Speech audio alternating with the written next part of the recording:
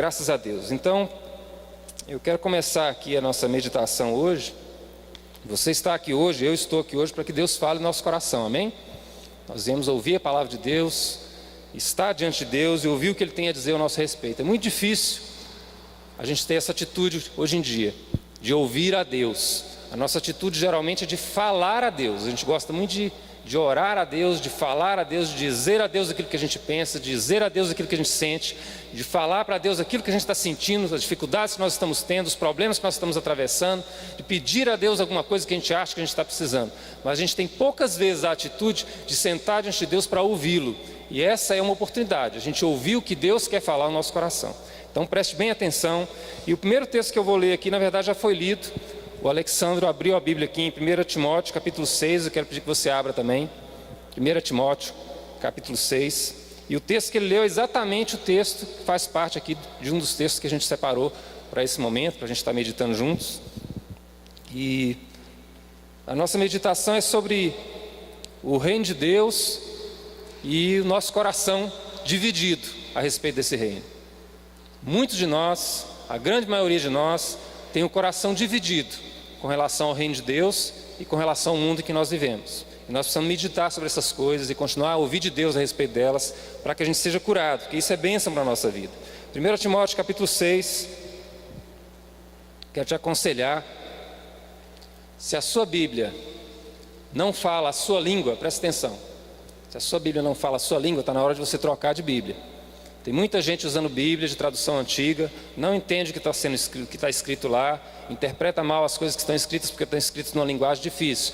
Hoje nós temos recursos, tem pelo menos duas Bíblias, duas traduções recentes, que são muito boas, que é a Nova Versão Internacional, NVI, feita no início dos anos 90, e tem essa tradução aqui também que eu estou usando agora, que é NTLH, a nova tradução na linguagem de hoje, da Sociedade Bíblica do Brasil, muito boa também. Foi a mesma tradução que o Alexandre leu aqui, que ele usou. Então, se a sua Bíblia é velha, é antiga, se você está confortável com ela, tudo bem. Se você entende a linguagem dela, tudo bem. Mas se você não entende, se tem palavras que você não reconhece, você não acha no dicionário, é porque é uma tradução muito antiga. Troque por uma tradução mais nova, mais recente, que vai ser bênção para a sua vida e para quem ouve quando você fala também, a respeito da palavra de Deus. 1 Timóteo 6, versículos 7 a 10, diz assim: o que foi que trouxemos para o mundo? Nada. E o que é que vamos levar do mundo? Nada. Portanto, se temos comida e roupas, fiquemos contentes com isso. Porém, os que querem ficar ricos caem em pecado ao serem tentados e ficam presos na armadilha de muitos desejos tolos que fazem mal e que levam as pessoas a se afundarem na desgraça e na destruição. Pois o amor ao dinheiro é uma fonte de todos os tipos de males. E algumas pessoas, por quererem tanto ter dinheiro, se desviaram da fé e encheram a sua vida de sofrimentos. Esse texto, irmão, ele foi escrito para a igreja. Ele não foi escrito para as pessoas do mundo que não conhecem o Senhor Jesus, que não conhecem o Evangelho de Cristo. Ele foi escrito para pessoas que conhecem a palavra de Deus. E então o que ele está dizendo aqui, ele não está dizendo para pessoas que não conhecem a Deus, pelo contrário, ele está falando conosco, está falando para gente como a gente, que conhece a Deus, que conhece a palavra de Deus, que anda com Deus. Então é uma exortação para a nossa vida. Então não pense que ele está falando aqui de uma outra pessoa, está falando de você mesmo, está falando de nós. Nós somos essas pessoas que muitas vezes têm se desviado do propósito de Deus, porque o nosso coração está comprometido com coisas que não são de Deus para a nossa vida. Aquilo que ele chama aqui, o amor ao dinheiro é uma fonte de todos os tipos de males. Muitos de nós, de fato, irmãos, estão empenhados, estão dedicados à tarefa, ao esforço, ao empenho de levantar recursos para a sua vida, de adquirir alguma coisa, de ter alguma coisa. Porque esse é o conceito, esse é absolutamente o conceito, isso existe no mundo inteiro, de prosperidade que o mundo conhece. É você ter. Quem são as pessoas que a gente julga bem-sucedidas na nossa cidade? Pensa aí você. São aquelas que têm as coisas. São os nossos vizinhos que têm uma casa melhor do que a nossa, um carro melhor do que o nosso, que tem uma fazenda, uma roça, que tem um sítio, que tem uma ação do praia, 2, 3, não sei, que tem isso, que tem aquilo que a gente não tem. A gente pensa assim, puxa vida, fulano está bem de vida. Bem de vida uma ova. Ele está seguindo o caminho de toda a terra, que leva para o inferno. Esse não é o conceito de Deus de prosperidade. Esse não é o conceito de Deus de uma vida próspera, de uma vida feliz, de uma vida abençoada. O conceito de Deus é outro. E é isso que Deus quer falar no nosso coração hoje. Vamos voltar um pouquinho. Abre lá em Lucas. Abre a sua Bíblia lá em Lucas, no capítulo 12. Onde Jesus está falando algumas coisas a esse respeito. E Jesus vai nos contar uma história aqui. Lucas 12.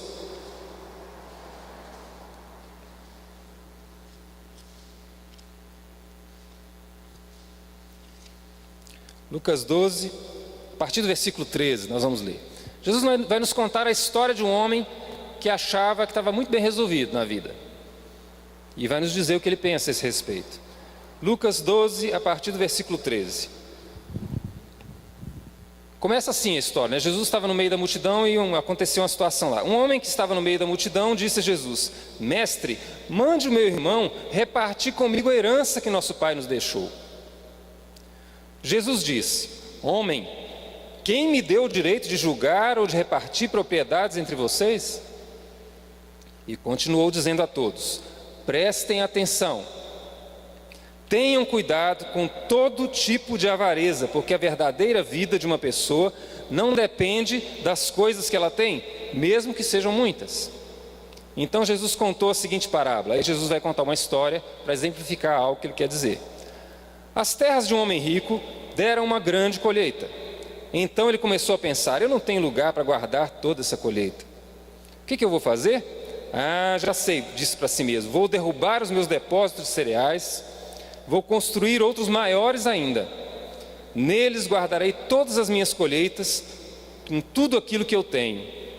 Então direi a mim mesmo: homem feliz, você tem tudo de bom que precisa para muitos anos. Agora descanse, coma, beba e alegre-se.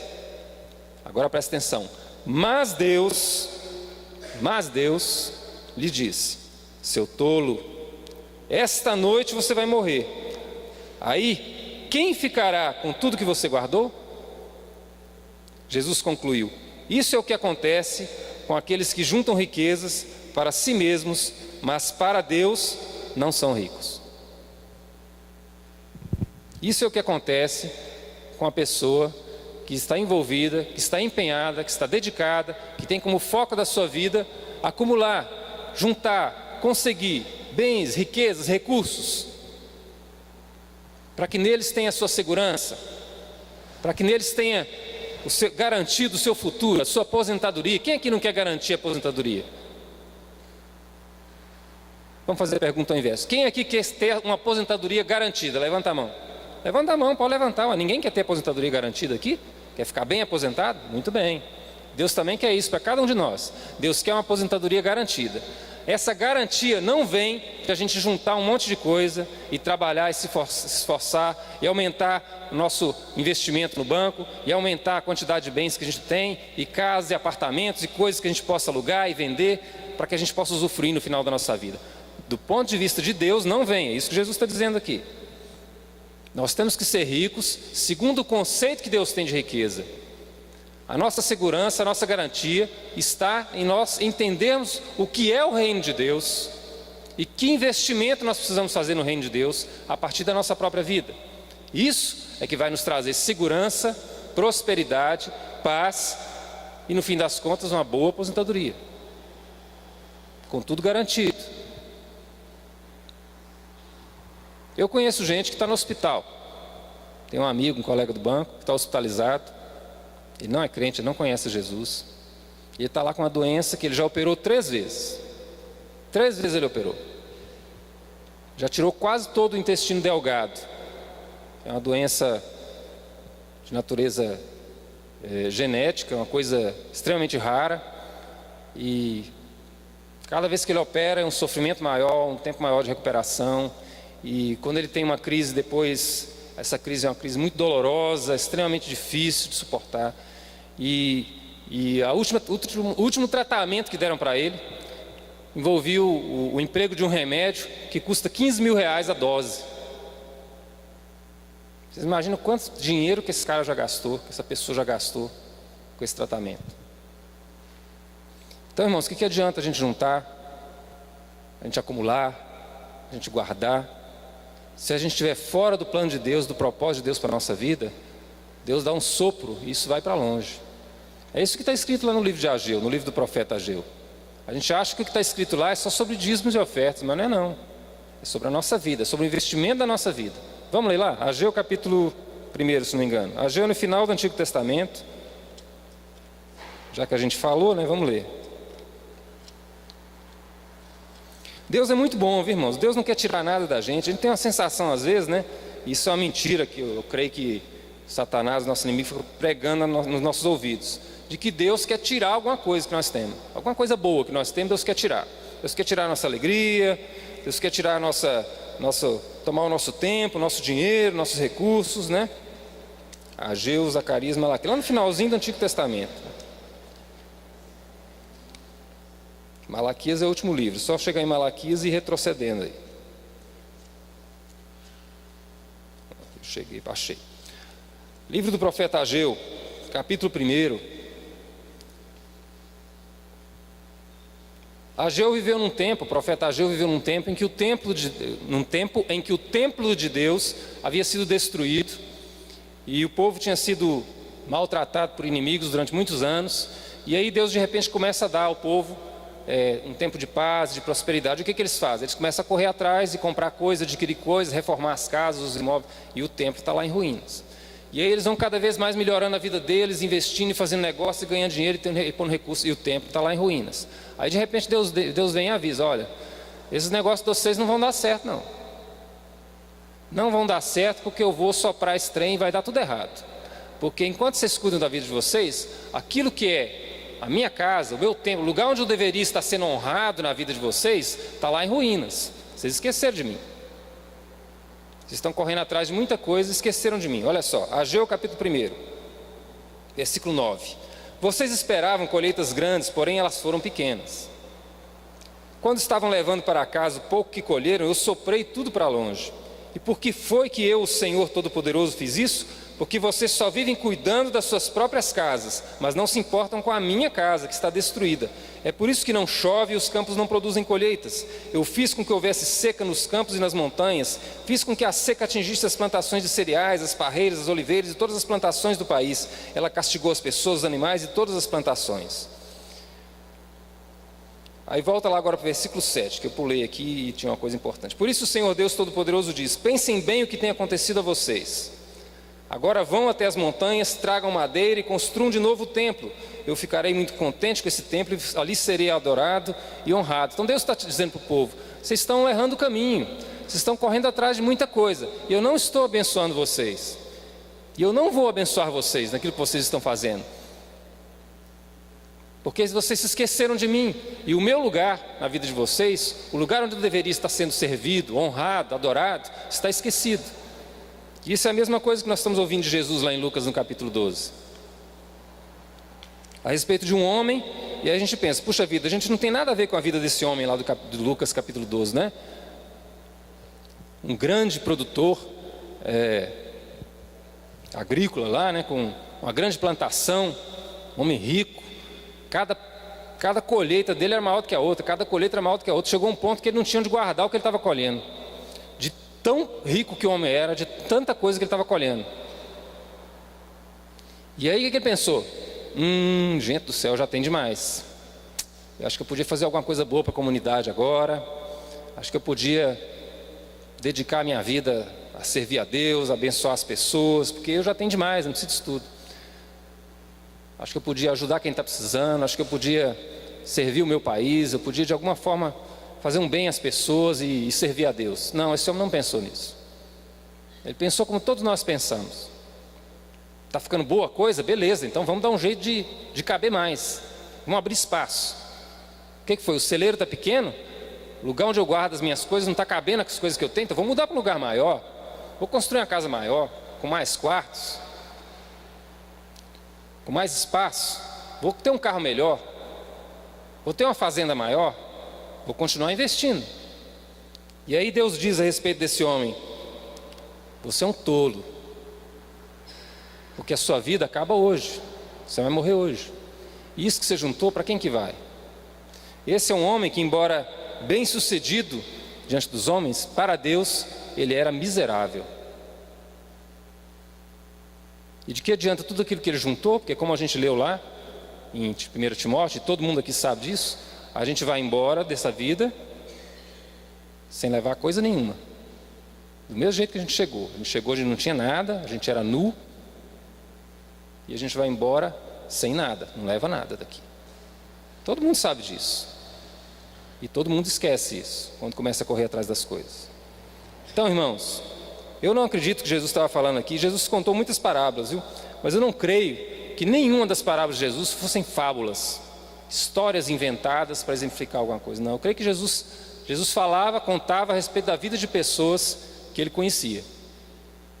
Então isso aqui foi um fato. No meu entender, foi um fato. Jesus não precisava inventar nada, não. Ele sabia tudo a respeito de todo mundo. Tudo era revelado a ele pelo Espírito Santo. Então ele pegava situações e exemplos da vida para nos ensinar a respeito da vida. E o que ele quer que nos ensinar aqui então? O que Jesus quer que nós aprendamos nesse texto? Vamos avançar um pouquinho mais, porque daqui para frente, a partir de Lucas capítulo 12, versículo 22, Jesus começa a falar. Isso aqui na verdade existe lá também em Mateus no capítulo 6, e é um dos textos que eu mais gosto na palavra de Deus, porque é um dos textos que mais tem impacto na nossa vida se a gente entendê-lo e aplicá-lo.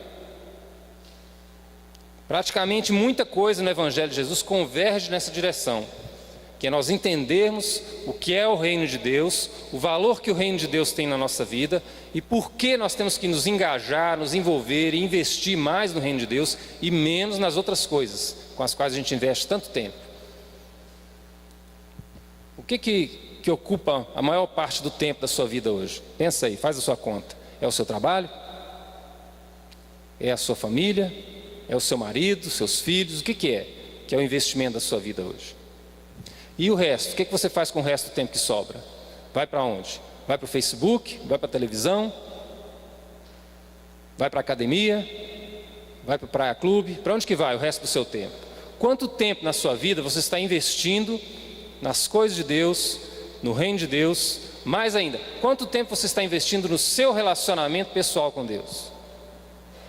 Quantas vezes por dia você abre a sua Bíblia? Pelo menos uma? Pelo menos uma vez você abre a sua Bíblia todos os dias da semana? Quantas vezes por dia você conversa com seu pai? Quantas vezes você abre a sua boca, ou que seja em pensamento, você ora e conversa com seu pai, e você quer ouvir dele alguma coisa? E é por isso que a gente dana com tudo, irmãos.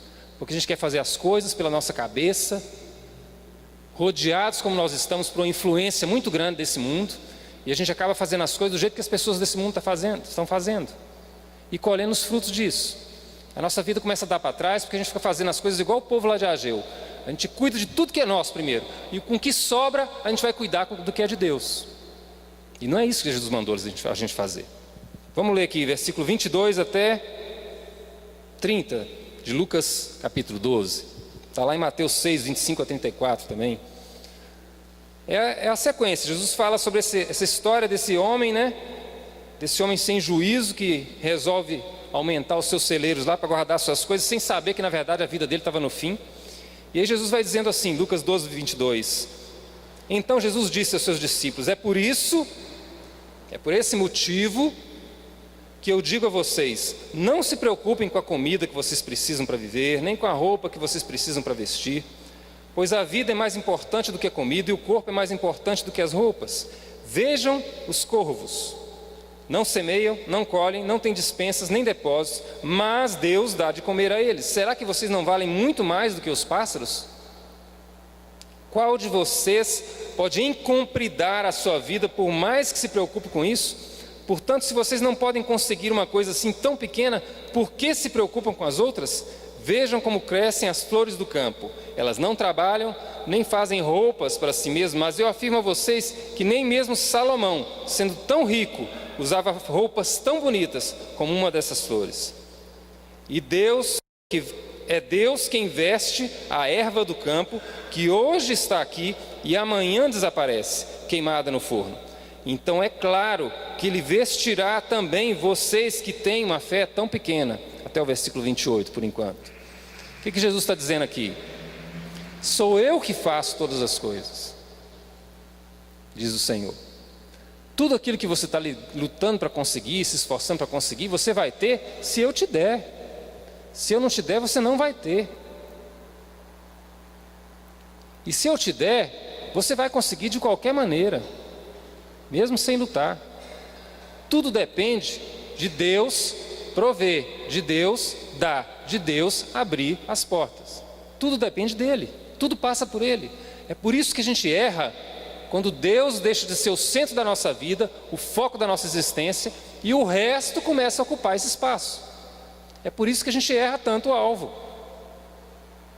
que a gente dá tiro a esmo e perde tempo. E muitas vezes as coisas começam a não dar certo para nós, a gente não entende por quê. Por que Deus não está me abençoando? Porque Deus não está no meio do teu negócio, você inventou da tua cabeça, fazendo do teu jeito. Então, se Deus veste a erva do campo, quanto mais você. Se Deus supre de alimento os pássaros, quanto mais você, Jesus está dizendo. Mesmo nas coisas básicas da nossa existência, Deus está nos suprindo. E isso a gente não quer dizer que você não tenha que trabalhar, viu, irmãos? Porque Deus ama o trabalho. E Deus trabalha. Isso aqui é a respeito do nosso coração. Aonde está o nosso coração? Nas coisas que a gente quer para nós mesmos, para os nossos filhos, para a nossa família, ou em Deus, e naquilo que é o reino de Deus, e naquilo que Deus sonha para a sua igreja e para o seu povo, que somos nós. Aonde está o nosso coração? É nisso que Jesus vai chegar. Vamos continuar aqui, Lucas 12, 29. Portanto, disse Jesus, não fiquem aflitos, procurando sempre o que comer, o que beber, pois os pagãos são aqueles que não confiam em Deus, que não creem e não confiam em Deus.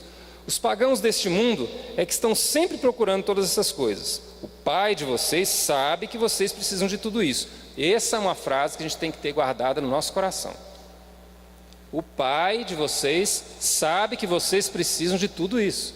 Tudo aquilo que a gente entende que é necessidade na nossa vida, tudo aquilo que a gente compreende que a gente está precisando, a primeira coisa que a gente tem que entender a respeito disso é que o nosso Pai, que está nos céus, sabe que nós precisamos.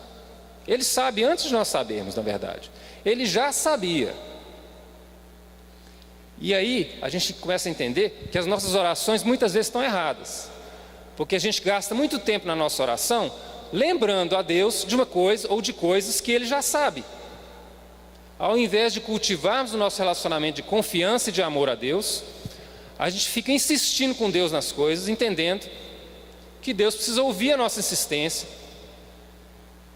que Deus ainda não entendeu o que nós estamos precisando, que Deus não está ouvindo a nossa oração.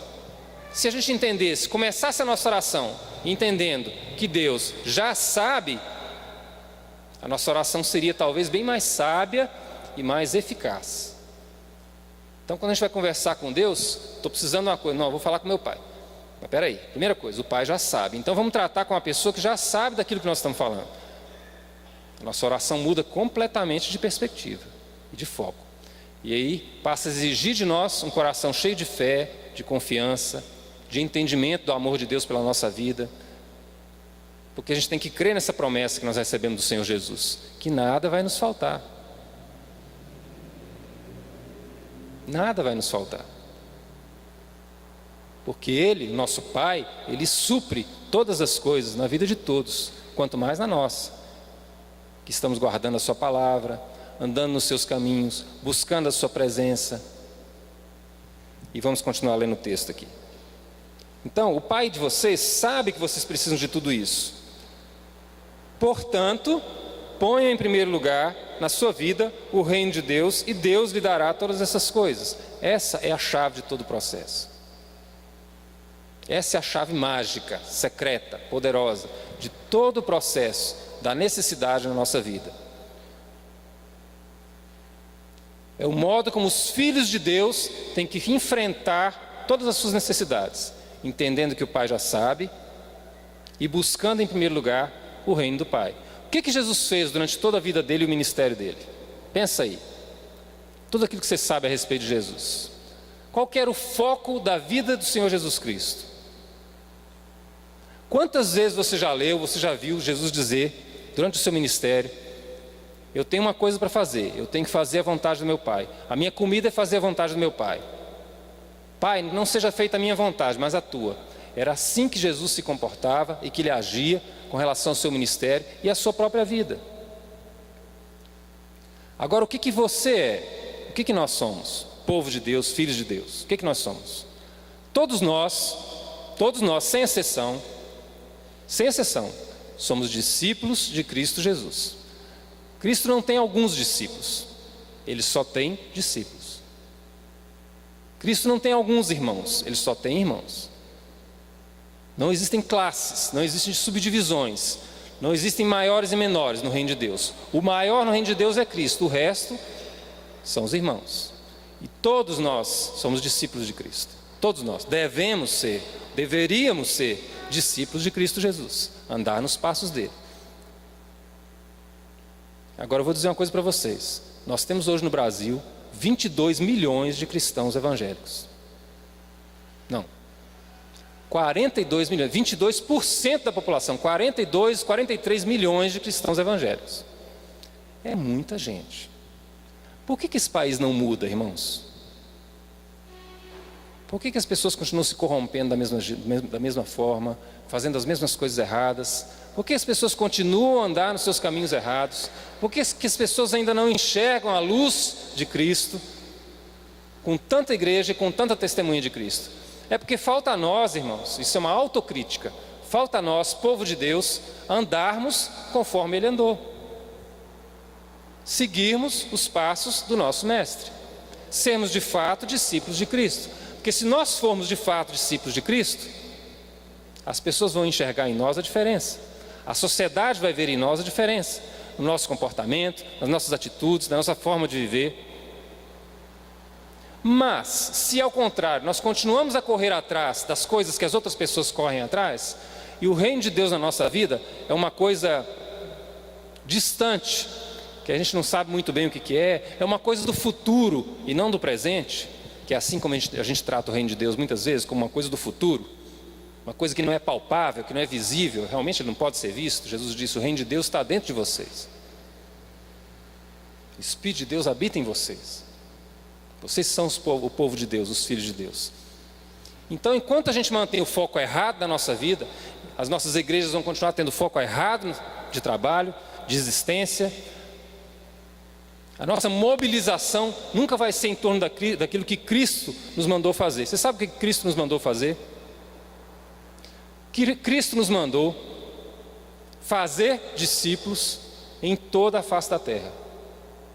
Foi a última coisa que o Senhor Jesus disse para o seu povo, para a sua igreja, no momento em que ele estava se despedindo dos seus discípulos e que ele foi elevado aos céus. Você quer saber de uma coisa? O dia que ele voltar, do mesmo jeito que ele foi, a primeira coisa que ele vai querer saber é o que nós fizemos a respeito disso. E ai de nós, se ele voltar hoje. Ai de nós. Nós temos que orar, irmãos. Ai de nós, se Cristo voltar hoje. Porque nós estamos fazendo tudo errado. Nosso foco está completamente errado. Nós não entendemos o que é o reino de Deus de Cristo. Nós continuamos a viver a nossa vida como qualquer pessoa do mundo vive. E é por isso que a gente continua a ter os problemas dentro da nossa igreja, dentro das nossas igrejas, os mesmos problemas que as pessoas de fora têm. Nós vivemos como elas. Cristo para nós é um profeta, é o nosso Salvador, amém, aleluia, Salvador de domingo. O que Cristo é na sua vida? O que Ele significa para você? Cristo tem que de fato reinar na nossa vida. Por isso que o reino de Deus é uma coisa dentro do nosso coração. Por isso que o reino de Deus está dentro de nós. Eu vou terminar lendo aqui Lucas 12, na continuidade do texto que a gente vinha lendo, viu? Nós lemos até o 31, né? Vamos ler agora de 32 a 34, para a gente finalizar. Lucas capítulo 12. Jesus continuou, então é o mesmo discurso. Jesus vem falando, né? Lá no comecinho, um cara no meio da multidão contestou ele, Senhor Jesus, fala para o meu irmão dividir comigo. O cara estava lá ouvindo Jesus e a preocupação dele era a herança que ele não estava recebendo. Onde é que estava o coração? Onde estava o coração daquele homem? Então começa lá com aquele homem reclamando que o irmão não estava repartindo a herança. Jesus dá uma resposta para ele, vai procurar isso com os juízes, com a justiça. Aqui não é lugar de você procurar isso não. Eu não sou o juiz que vai repartir a herança de vocês. E aí ele se volta para as pessoas e começa a ensiná-las. Fala do homem, né, que tinha muitos bens. E depois ele fala de a gente confiar em Deus, entender que Deus sustenta a provisão da nossa vida. E ele finaliza dizendo isso aqui, ó: meu pequeno rebanho, não tenham medo. Os filhos de Deus não têm medo, viu, irmãos? Não é que a gente não passe por situações que a gente tenha medo eventualmente, mas nós não vivemos escravos do medo. Nós não somos dominados pelo medo, jamais. Os filhos de Deus não. Não tenham medo, pois o Pai tem prazer em dar o reino a vocês. Vendam tudo que vocês têm e deem o dinheiro aos pobres. Arranjem bolsas que não se estragam e guardem as suas riquezas no céu, onde elas nunca se acabarão, porque lá os ladrões não podem roubá-las e as traças não podem destruí-las. Pois onde estiverem as suas riquezas, aí estará o coração de vocês. E era aí que Jesus queria chegar. Onde está o seu coração? Aonde está o seu coração hoje? Porque esse é o lugar onde estão as suas riquezas. É o lugar onde você tem empenhado a sua vida, é onde você dá o seu melhor esforço, onde você dá o melhor de si, é onde está o seu coração. É no seu trabalho, é com seus filhos, seus netos, com sua família, com seus amigos, é com alguma coisa que você faz que é muito importante para você.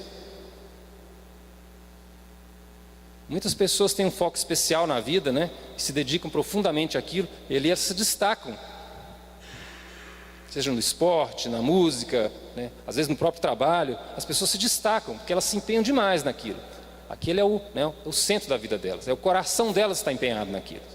O nosso coração tem que estar empenhado em Deus e no reino de Deus. Se a igreja do Senhor Jesus Cristo, no Brasil somente, com 42, 43 milhões de pessoas, entender isso e se esforçar por esse evangelho e puser o foco em Deus e no seu reino e se esforçar para cumprir aquilo que o Senhor Jesus nos mandou fazer, nós vamos mudar não somente o nosso país, irmãos, nós vamos mudar o nosso país e vamos mudar a história de muitas nações. Nós, o povo de Deus, o Brasil, nós temos esse poder na nossa mão. Quando Jesus deu aquela ordem aos discípulos, aquela ordem que eu falei com vocês, né? Está lá em Mateus 28, né? No final dos evangelhos, geralmente tem o grande envio, né? A grande comissão. Quando Jesus disse, ele começou dizendo assim: toda a autoridade me foi dada nos céus e na terra. Portanto, vão e façam discípulos de todas as nações, ensinando-os a guardar todas as coisas que eu lhes ensinei. Eu estou com vocês todos os dias até o fim, disse Jesus. Onde estiver o seu tesouro, aí estará o seu coração. Qual que é o tesouro da sua vida? Faça do Senhor, seu Deus, o tesouro da sua vida. Vamos fazer de Cristo Jesus nosso Senhor o alvo da nossa existência. Nós temos que ser como Ele é. Nossa atitude, nossos pensamentos, nosso comportamento, nossas escolhas, nosso modelo de existência é Cristo, nenhum outro, é Cristo. E aí não tem o pastor, não tem o padre, não tem o fulano, que é uma pessoa de bem, maravilhosa, ele é tão bom, eu queria ser como ele é. Nós temos Cristo como modelo, Ele é o padrão da nossa existência. Temos que nos tornar como Cristo é, porque Cristo agradou, agrada e sempre agradará a Deus, nosso Pai. Isso vai mudar a nossa existência completamente.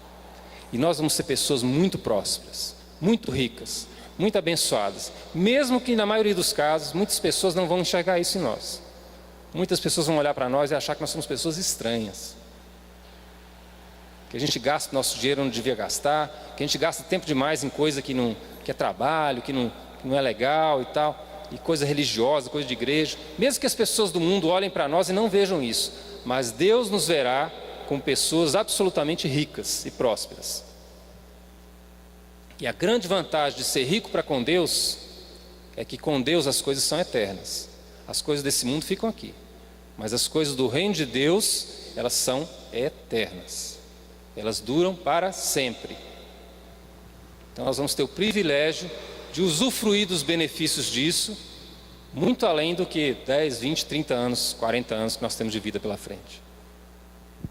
Que Deus nos abençoe com um coração sensato, prudente, que considere todas essas coisas na sua palavra, que ouça a voz do seu Espírito, que busque a presença dEle, para que nós nos tornemos um povo próspero, feliz, vitorioso em todas as coisas. Isso é possível se estivermos dentro da vontade do nosso Pai. Amém? Queria que você ficasse de pé para a gente orar, encerrar. Algum aviso aí, pastor Kleber? Alguma coisa? Quem que fez aniversário essa semana? O Vitor fez aniversário essa semana. Vitor é o nosso filho mais novo, fez 20 anos ontem. Parabéns, Vitor. Quem mais fez aniversário essa semana? Alguém? Então nós vamos estar orando, agradecendo a Deus pela vida do Vitor. E também, tem algum visitante, alguém que está aqui hoje pela primeira vez, que nunca tinha vindo antes? Tem alguém? Não? Então tá jóia. Vamos orar então. Oi? Ah, que joia! Sejam bem-vindos, viu? Pessoal, depois terminando aqui a oração, procurem para conversar, para saber quem que é, por que está aqui, dar um abraço, receber esses que estão nos visitando aí pela primeira vez, a bênção de Deus. Muito obrigado pela visita de vocês, viu? Vocês voltem outra vez, vocês se sintam em casa, tá bom? Vamos orar? Nosso Pai que está nos céus, nós te agradecemos, ó Deus, porque aqui, o Senhor é aquele que dá toda a provisão à nossa vida, todo o sustento, tudo aquilo que nós temos necessidade, tudo vem do Senhor. Te agradecemos, ó Deus, porque o amor do Senhor por nós é inquestionável, é absoluto, é verdadeiro, é imutável. Te agradecemos porque o Senhor enviou Cristo Jesus e Ele mudou a história da humanidade, ó Deus. De um povo perdido, condenado, nós nos tornamos, ó Deus, um povo cheio de esperança, de luz e de vida, porque Cristo habita nos nossos corações. Muito obrigado pela vida de Cristo, pelo empenho de Cristo, pelo esforço de Cristo, pelo seu trabalho, pelo seu sacrifício, pela sua entrega segundo a tua vontade, pelo modelo de existência que Ele deixou para nós. E que, Pai, nós sejamos, cada um de nós, que nós nos tornemos, Pai, assim como Ele é, com o mesmo caráter, com o mesmo coração, com o mesmo desejo de te agradar, com o mesmo amor por Ti, ó Deus, maior do que todas as coisas. Que nós de fato, ó Deus, Te amemos de todo o nosso coração. E que o Senhor se torne o centro da nossa existência e da nossa vida.